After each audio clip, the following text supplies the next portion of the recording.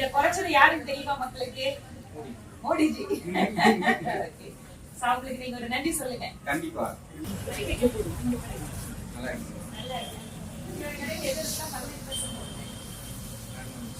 எல்லா வெரைட்டிஸும் வந்து 18% ஆமாங்க. இப்போ வந்து பாத்தீங்கன்னா கவர்மெண்டோட நார்ம்ஸ் படி என்ன ரேட் எவ்வளவு பர்சன்டேஜ் அந்த இதுக்கு தான் இப்போ நம்ம கொடுத்துருக்கோம் ஜிஎஸ்டியோட. இப்போ நேத்து வந்து 1 கிலோ மைசூர் பாக்கு எவ்வளவு இருக்குங்க? நேத்து வந்து பாத்தீங்கன்னா மைசூர் பாக்கு உங்களுக்கு 420 ரூபாய் இருக்குங்க. இப்போ இன்னைக்கு வந்து பாத்தீங்கன்னா 380 ரூபாய்.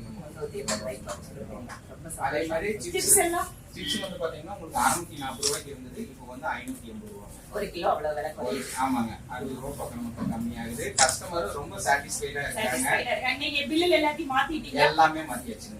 சந்தோஷங்க. எல்லாரும் அதாவது இது கம்மி பண்ணது நல்லதுன்னு கூட கஸ்டமரும் நமக்கு சாட்டிஸ்ஃபேக்ஷன் ஆகுறாங்க. முதல்ல வந்து ரேட் அதிகமா இருக்குன்னு சொல்லிட்டு இருந்தாங்க. இப்போ என்னன்னா வாடிக்கையாளர்கள் வந்து ரொம்ப சந்தோஷமா வாங்கிட்டு போகும்போது எங்களுக்கு மன நிறைவா இருக்குது, அவங்களும் மன நிறைஞ்சு போறாங்க.